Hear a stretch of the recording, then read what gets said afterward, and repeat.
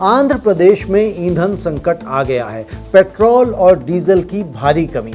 State के 4500 fuel stations में से बड़ी तादाद बंद हो गई है, जो ऑफिशियल्स ने अनप्रेसिडेंटेड कहा है। गुंटूर जैसे जिलों में डीजल की नियर कंप्लीट एब्सेंस थी। सीएम चंद्रबाबू नायडू ने टेलीकॉन्फ्रेंस में रिव्यू किया। ऑफिशियल्स ने बताया कि 4510 में से 421 आउटलेट्स बंद थे। आम उपभोक्ता परेशान है, लेकिन सबसे ज़्यादा मार किसको पड़ी? सबसे ज़्यादा मार पड़ी है किसान को। आंध्र प्रदेश में पैडी हार्वेस्टिंग चल रही थी।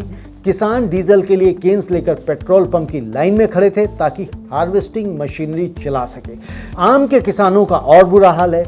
यह मैंगो का सीजन है, पेरिशेबल फ्रूट है, अगर तुरंत ट्रांसपोर्ट नहीं मिला तो सड़ जाएगा। और एक्वा कल्चर फार्मर्स, जो आंध्र की रूरल इकोनॉमी की बैकबोन हैं, उनके श्रिम्प और फिश पॉन्ड्स के एरेटर्स डीजल पर चलते हैं। एरेटर बंद हुआ तो ऑक्सीजन लेवल्स गिरेंगे, श्रिम्प मर जाएंगे। कारण क्या है? तो दोस्तों, यह क्राइसिस कैसे आई, यह समझना बहुत ज़रूरी है। क्राइसिस की शुरुआत हुई सोशल मीडिया पोस्ट से, जिसमें कहा गया कि यूएस ईरान वॉर की वजह से इंडिया में फ्यूल शॉर्टेज आने वाली है।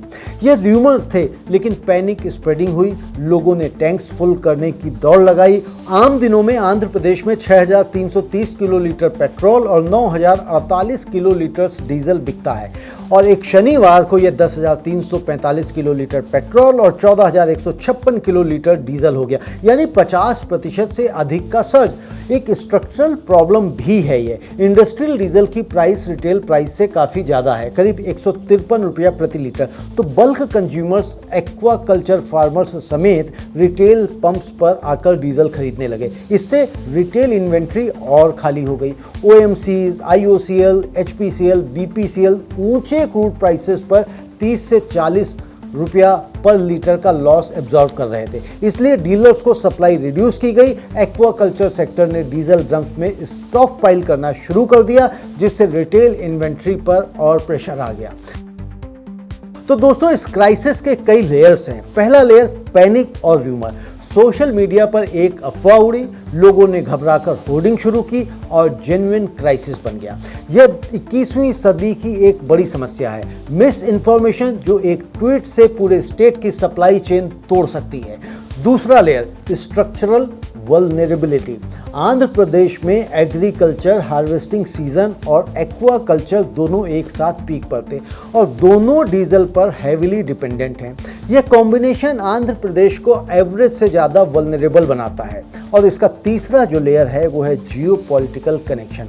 हॉर्मुज बंद होने से क्रूड महंगा हुआ है, इसमें कोई छुपाव नहीं है, आज की तारीख में सब लोग जान रहे हैं। और ओएमसीज को लॉस हुआ, सप्लाई कम हुई और आंध्र प्रदेश में रिटेल लेवल पर क्राइसिस आई। यानी वेस्ट एशिया का युद्ध आंध्र प्रदेश के मैंगो फार्मर और श्रिम्प फार्मर तक पहुंचा। यह ग्लोबलाइजेशन का वो साइड है जो हम नहीं सोचते। राजनीतिक कंट्रोवर्सीज भी हैं। पूर्व सीएम वाईएस जगन ने आर्टिफिशियल शॉर्टेज का आरोप लगाया कि यह डीलर्स और कोalition लीडर्स के बीच नेक्सस है। गवर्नमेंट ने डिनाई किया।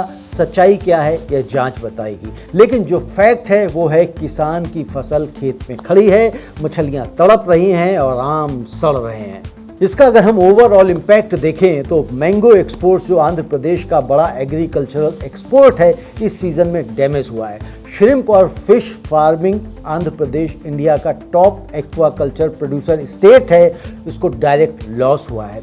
पैडी हार्वेस्टिंग डिले हुई है। अगर वेदर ने साथ नहीं दिया, मौसम ने साथ नहीं दिया, तो क्रॉप क्वालिटी और क्वांटिटी दोनों सफ़र करेंगे। सरकार ने क्विक एक्शन किया। सीएम नायडू ने टेलीकॉन्फ्रेंस की, ऑयल कंपनी से 10% सप्लाई बढ़ाने का कमिटमेंट लिया। इंडियन ऑयल ने स्टेटमेंट दिया कि nation wide petroleum supply uninterrupted है, लेकिन जो नुकसान हुआ वो हो गया। अब देखते हैं इस खबर की बिग पिक्चर। तो दोस्तों, आंध्र प्रदेश की यह कहानी एक वार्निंग है। वेस्ट एशिया में युद्ध हो और आंध्र प्रदेश के किसान की आम की फसल खड़ी रह जाए, ये दोनों कनेक्ट हैं। जब तक इंडिया की एग्रीकल्चर क्रूड ऑयल पर इतनी डिपेंडेंट है, तब तक हर ग्लोबल एनर्जी क्राइसिस इंडिया के खेतों तक पहुंचेगी। सॉल्यूशन इसके हैं 3 सॉल्यूशन जो समझ में आ रहे हैं। पहला, मिस इन्फॉर्मेशन के खिलाफ रैपिड रिस्पांस सिस्टम चाहिए।